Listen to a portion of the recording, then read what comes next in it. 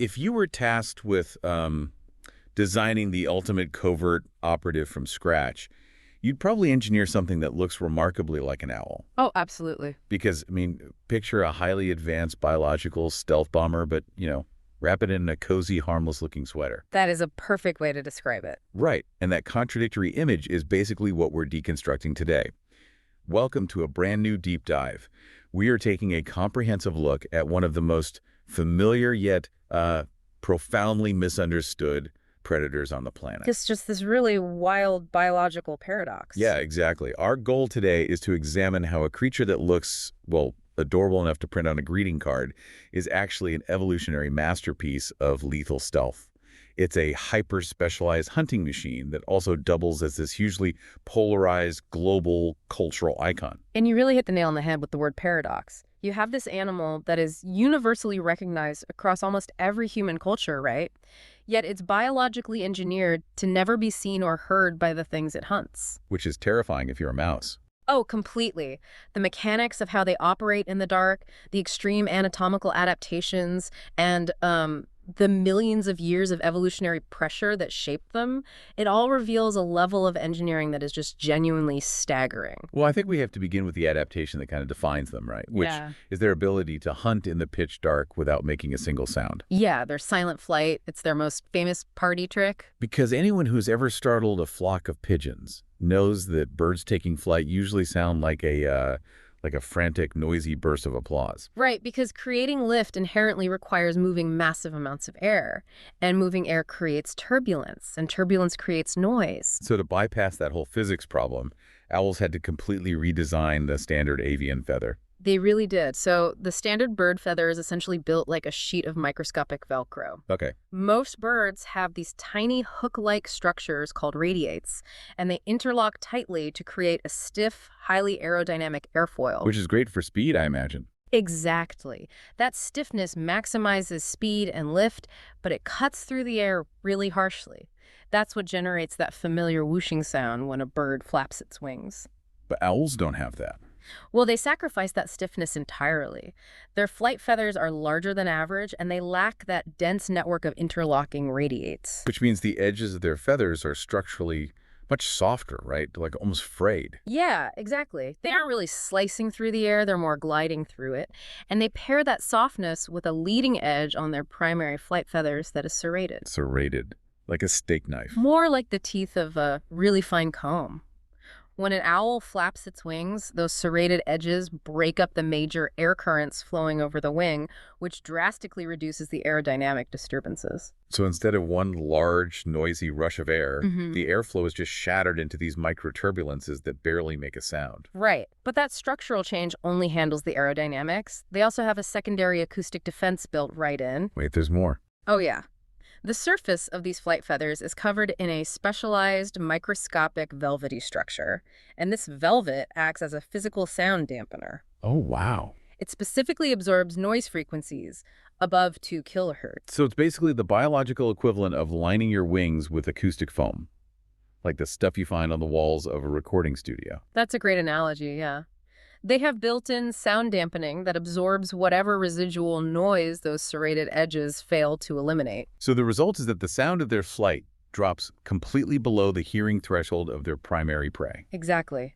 Small mammals, like mice and voles, they simply lack the auditory range to detect an owl swooping down on them. And crucially, that noise reduction also drops into a frequency range where the owl itself can still monitor its own flight noise, so it can adjust its wing beats in real time to maintain absolute silence. Which is incredible, but, nature rarely grants a superpower without exacting a pretty steep toll. Right. There's always a trade-off. A massive one in this case.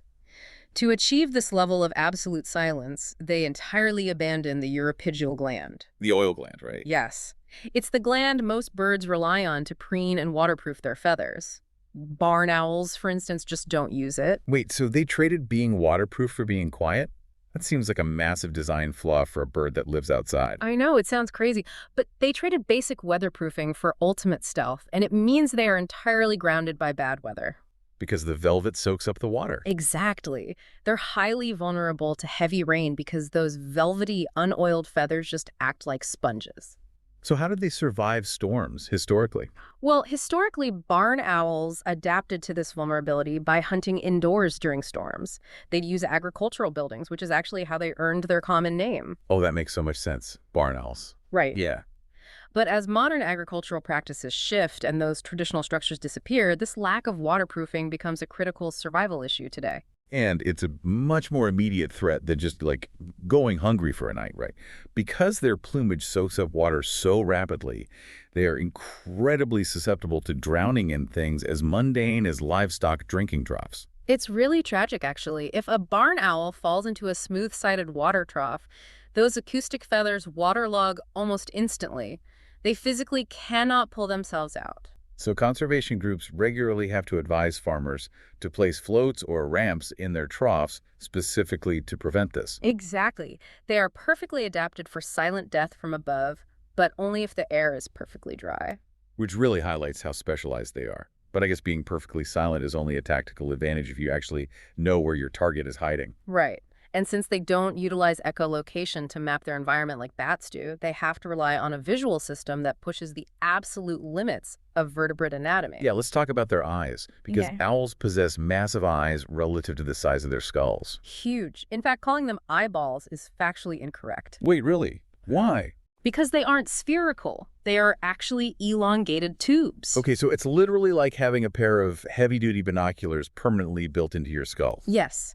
And because of that tubular shape, the eyes cannot move independently. They are rigidly locked into place by these bony striders called sclerotic rings. Right, so if you or I want to look at something in our peripheral vision, we just dart our eyes to the side. An owl physically cannot do that, Not at all. To shift their gaze even slightly, they must move their entire head. which explains the mechanical reason behind their famous, almost supernatural neck rotation. It isn't just a spooky party trick, it's an absolute biological necessity. Exactly. To compensate for having completely immobile eyes, they can rotate their heads up to 270 degrees in either direction. Which, just based on human anatomy, sounds terrifying. I mean, we have 7 neck vertebrae, and turning around too fast can pinch a nerve. Right, but owls have 14 neck vertebrae. That grants them double the flexibility right at the structural level. But the real marvel is how they manage that extreme rotation without severing the blood supply to their own brains, isn't it? Oh, it requires an intricate masterclass in vascular engineering. How does it even work? Well, the openings in their vertebrae, they're called the foramina, where the vital arteries pass through to the brain. They are about 10 times larger than the artery itself. 10 times larger. Because in humans, that bony opening is practically flush against the blood vessel, right? Exactly. But owls evolved this massive amount of vascular slack, so their arteries actually have room to bend and flex within the bone without getting pinched when they turn their heads. That is wild. And they pair that with an enlarged vascular junction at the base of the brain, right? The anastomosis. Yes, the largest anastomosis of any bird. That junction ensures that even if an extreme head turn briefly compresses one arterial pathway, the blood just effortlessly reroutes through another one. So they maintain constant pressure to the brain no matter what. Exactly. It allows them to maintain a continuous, unblinking lock on their environment.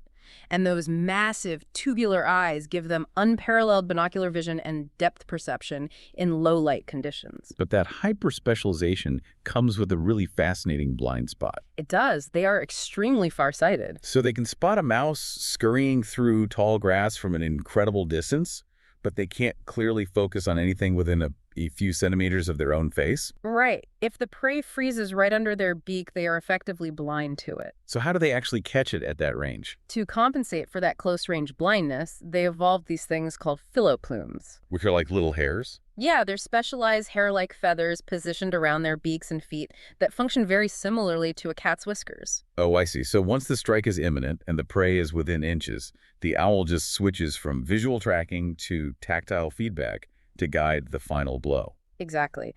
But vision and touch only account for part of the hunting sequence. The way they process sound is arguably even more sophisticated. Yeah, we have to talk about their hearing. But first, I think we should clarify the visual illusion of the great horned owl. Oh, the horns, yes. Those prominent tufts on the top of their heads that look like mammalian ears are just feathers. Right. They serve behavioral and camouflage purposes, but play absolutely no role in hearing. None at all. The true ears are hidden beneath the feathers. And in many species, they are placed asymmetrically on the skull. Wait, asymmetrical, like one is physically higher than the other. Yes. One air opening is positioned higher up on the skull, and the other is positioned lower down. Having crooked ears sounds like a developmental flaw, honestly. It does, but it effectively turns their head into a highly calibrated three-dimensional sound tracking device. How so? Well, when a rustling sound originates from the forest floor, those asymmetrical placements mean the sound waves hit each ear at a slightly different millisecond. And we are talking about a microscopic time difference here, right? Like roughly 30 microseconds. Yes, 30 millionths of a second. That is just incomprehensible. It is, but the owl's brain possesses the neurological processing power to compute that minute discrepancy. So by registering which ear heard the sound first and calculating the delay, the owl can pinpoint the exact vertical and horizontal coordinates of the sound source. Precisely. The owl simply swivels its head until the rustling registers in both ears at the exact same microsecond. And the moment that auditory equilibrium is achieved, the owl knows it is staring dead center at its target, even if it's completely hidden under a layer of snow. And their entire facial structure acts as an acoustic amplifier for this whole process. Like the facial disc, the round part of their face. Yeah, that stiff, round arrangement of feathers framing their face operates basically as a parabolic reflector. It physically cups environmental sound waves and funnels them directly toward those asymmetrical ear openings. Even the shape of their beak contributes, doesn't it? It points sharply downward to ensure it doesn't deflect incoming sound waves away from the facial disc. Exactly. Every single square inch of their head is optimized to act like a satellite dish. So you have a predator that flies in absolute silence, tracks a target with microsecond auditory precision, and locks on with tubular night vision. And then comes the final phase, delivering lethal force. Right. The sheer crushing power of their talons is staggering. Biologists measure that grip strength in newtons, which represents the release force required to basically pry the talons open. And it scales pretty dramatically across the owl family. Like how much variance are we talking about? Well, a tiny burrowing owl operates with a release force of about 5 newtons. The barn owl requires about 30 newtons. Okay. But an apex species, like the great horned owl, boasts a crushing power exceeding 130 newtons. Wow. They don't just pierce their prey, they use that immense pressure to crush the spinal column and just knead the body of the animal. 130 newtons. Yeah. I mean, that is akin to dropping a heavy set of cast iron weights directly onto a surface the size of a postage stamp. It's just instant, devastating pressure. It really is. And that variance in talon strength brings up the massive size disparity within the owl family itself. Right, because on one end of the spectrum, you have the elf owl. It weighs a mere 31 grams and measures just over 13 centimeters long. Like, it could comfortably sit in the palm of your hand. It's tiny. And on the opposite end, you have these massive predators like the Eurasian eagle owl or Blakiston's fish owl. Those are huge. Yeah, those birds can weigh upwards of 4.2 kilograms, possessing wingspans reaching 190 centimeters. That's nearly 2 meters across. But regardless of whether a species is the size of a sparrow or the size of an eagle, they almost all exhibit a trait called reversed sexual dimorphism. Which is really interesting, because in the vast majority of avian species, the males are the larger, more robust individuals, and they often sport showy plumage. But in owls, it's backwards. Yeah. The females are almost always physically larger and heavier than the males. Yes. And evolutionary biologists have debated the functional reasons for this for a long time. There are 3 pretty compelling theories that attempt to explain it. What's the first one? The first theory is rooted in foraging efficiency. During the critical breeding season, the male is tasked with hunting not just for himself, but for the incubating female and eventually the chicks. Oh, that makes sense. So the hypothesis suggests that smaller, lighter males evolved to be more agile and aerodynamic. Exactly, allowing them to expend less energy while effectively hunting quick, evasive prey to sustain the entire family unit. It's basically the biological equivalent of using a sleek sports car for rapid grocery runs, rather than a heavy transport truck. I love that analogy, yes. Now, the second theory shifts the focus to the female's specific metabolic needs. Because they have to sit on the eggs for so long. Right, because females endure these long stationary periods incubating eggs, carrying greater body mass provides a crucial buffer against starvation. So if the male has a string of unsuccessful hunting nights, her extra fat reserves keep her and the eggs viable. Yes, and furthermore, that extra size and strength equip her to physically dismember larger prey into manageable pieces for the hatchlings once they arrive. Okay, so both the agility hypothesis and the starvation hypothesis focus on practical survival mechanics. But the third theory, sexual selection, delves into the behavioral dynamics of avian courtship. And it suggests that owl dating is utterly brutal. It really is. The premise is that because females are large, powerful, and heavily armed with those crushing talons, they are entirely capable of violently rejecting a prospective mate. Exactly. Therefore, the males literally evolved to be smaller, lighter, and faster, simply so they could successfully outrun a female if a courtship display went poorly. So natural selection may have heavily favored males who were just exceptional at fleeing. It highlights a highly precarious mating dynamic, definitely. If a suitor fails to impress, he needs rapid acceleration to escape an incoming strike backed by, 130 newtons of force. Talk about survival of the fastest escaper. So these highly specific anatomical quirks, the asymmetrical ears, the vascular slack, the reverse dimorphism, these are not recent developments, are they? Not at all. They are the refined output of millions of years of rigorous evolutionary trial and error. When we look at the fossil record, we trace the origins of the owl lineage back roughly 60 to 57 million years ago, right deep into the Paleocene era. Yes, and this is an incredibly significant time frame. It places their emergence almost immediately after the Cretaceous-Paleogene extinction event. The asteroid impact that famously eradicated all non-avian dinosaurs. Exactly, making them one of the oldest known groups of land birds currently alive. So while early mammalian ancestors were just beginning to establish a foothold in this devastated global ecosystem, early owls were already taking to the skies. They were already beginning to perfect the mechanics of silent flight and nocturnal hunting. Right, and by the time the planet transitioned into the Neogene period, which was around 25 million years ago, recognizable barn owls were already dominating skies over places like southern Europe. They possess a lineage that has successfully weathered climatic shifts, continental drifts, and massive ecological upheavals over 60 million years. Which brings us to a really profound and tragic modern paradox. An animal family that has proven its resilience over geological timescales is currently highly vulnerable today. Almost all owl species are now listed under the CITES Treaty, which regulates international trade in endangered flora and fauna. It's sad, really. They survived the aftermath of an asteroid, but they are struggling to survive human infrastructure. They face compounding threats from rapid habitat loss, the widespread agricultural use of rodenticides, which completely poison their food supply, and constant vehicle collisions. But the threat that is perhaps most startling is the rise of the wild meat trade. Yes. In 2008, the Wildlife Trade Monitoring Network, Traffic, released a report detailing a massive seizure by authorities in Malaysia. That seizure involved 900 owls. Specifically barn owls, spotted wood owls, and brown wood owls. 900? That's insane. It is. But what makes the report so alarming is the condition they were actually found in. They were plunked and prepared as quote-unquote oven-ready meat. That is just horrifying. It marks a terrifying shift in how these animals are perceived. I mean, they are apex predators, vital to controlling rodent populations, yet in this context, they were scooped up and commodified like unregulated poultry for illegal exotic meat markets.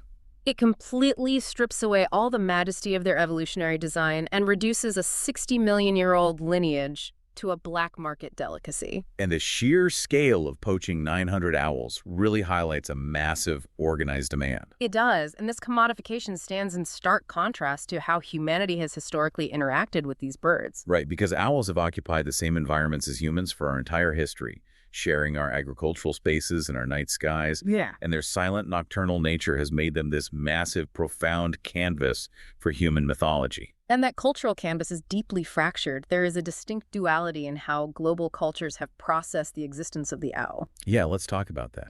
We can look at the dark mythology first, which is rooted heavily in dread and superstition.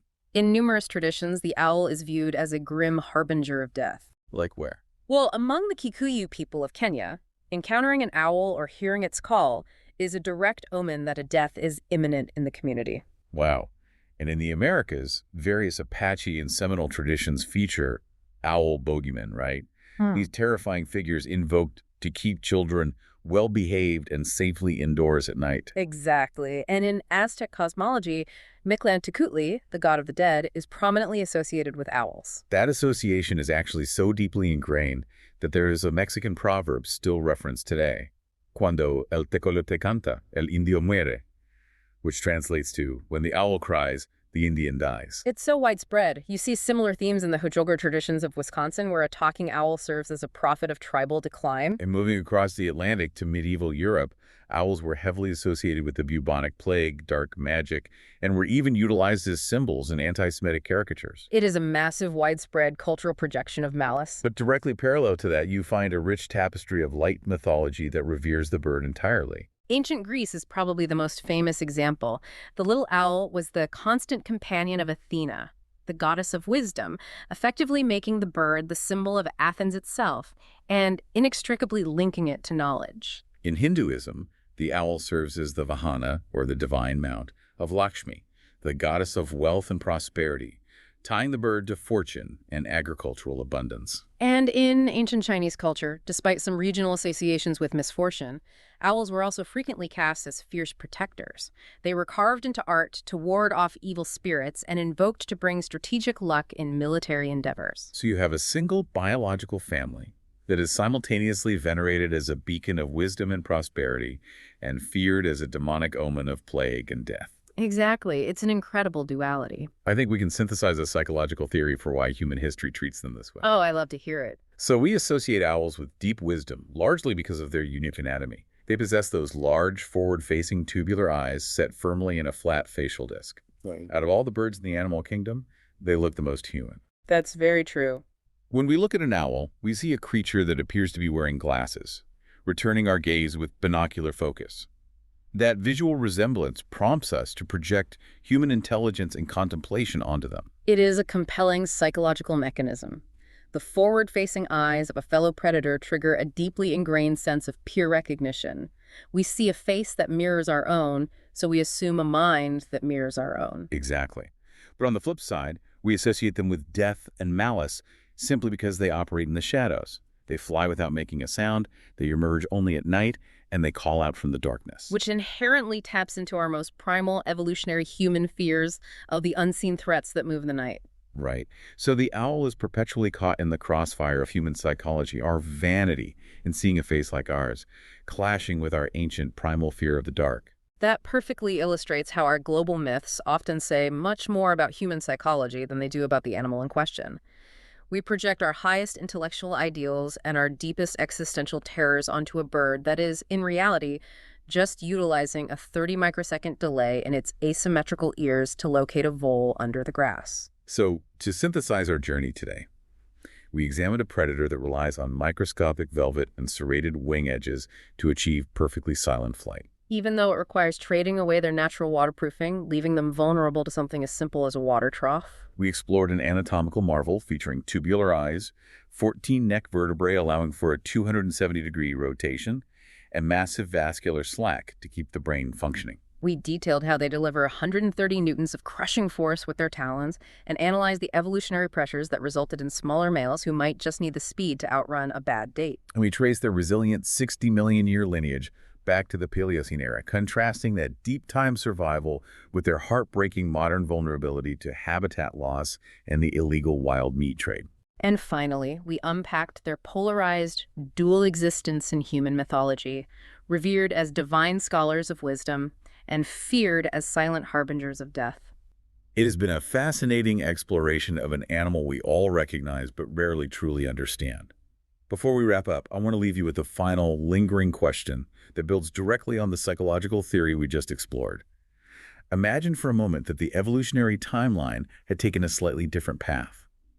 What if owls had never developed those human-looking, forward-facing eyes? That's a great thought experiment. What if instead their eyes were positioned on the sides of their heads, much like a pigeon or a chicken? Would human history still have elevated them as wise, noble scholars of the animal kingdom? Or would we simply view them as creepy, nocturnal scavengers picking off rodents in the dark? It really makes you wonder. How much of our global reverence for this majestic lethal bird is based on its actual biological prowess, and how much is based purely on a coincidental resemblance to our own human faces? Next time you look at an animal you hold in high regard, ask yourself, what exactly are you seeing in them? Are you observing the animal, or are you just admiring a reflection of yourself?